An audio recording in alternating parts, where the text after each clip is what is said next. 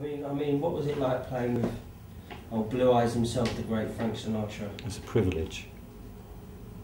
It was an absolute privilege. How did that come about?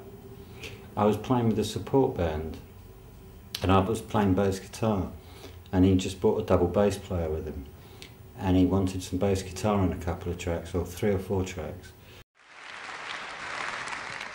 Appelez-vous, monsieur. That means go, baby. And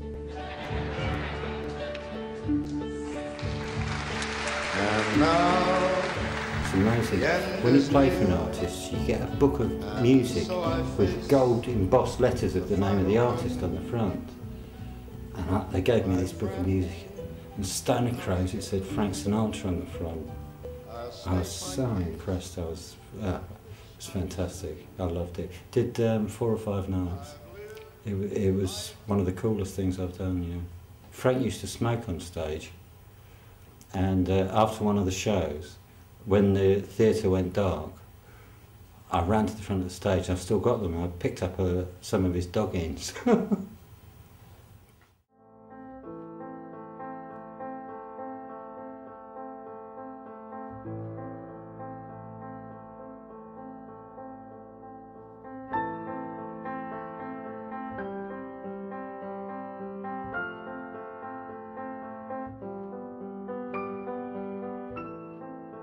I was a graduate of the Royal Academy of Music.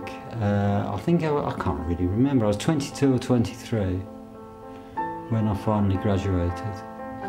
I've conducted the Royal Philharmonic Orchestra and everything in between. Done a tiny bit of music for films, which I loved. Been a musical director. I've been a guitarist and a bass player for people like Shirley Bassey, Milky Brooks, as you know. And things like, you know, lots of things like that. I could name 100 names, really. My father was very influenced by jazz, so I was, up to the age of about 13 or 14. But then, of course, being a typical teenager, I rebelled against it, and I joined a rock band in Germany. You said that you've done some music for films. What type of music was it? Well, the first one I did was a movie called To Live and Die in LA.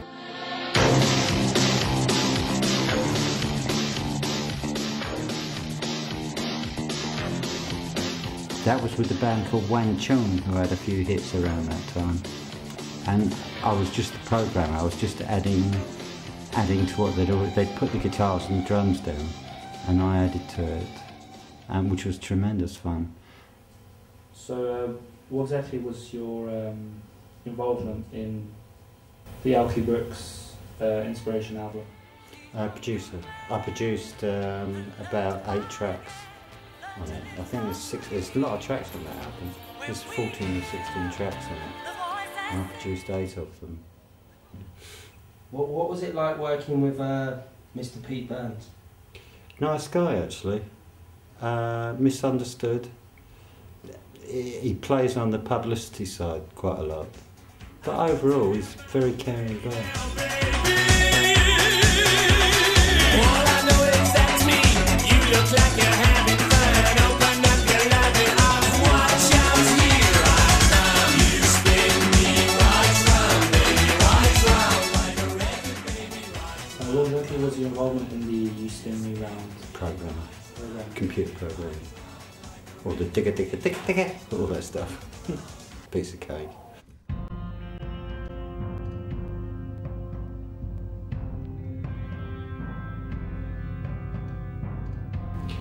The beautiful thing about music is it evokes emotions.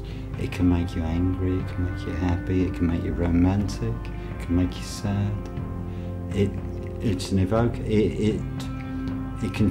If I'm depressed, I tend to play a lot of classical music because it lifts me. I find it lifts me. And if I want to get angry, I put a bit of rap on or something. A bit of heavy metal. I hear some crunching guitars, which I love. Don't get me wrong, I love it. But music's there to cater for everybody. That's the beauty of it. That's why it's the most. To me, it's the most beautiful art form. I love painting and architecture and everything. I adore it. but to me it's the most beautiful art form. Can I interview you two now? Yeah, go on. So, Andy, how long have you been a brat? Boy, was I drunk last night, what a disgrace. Her physical defects were legioned beneath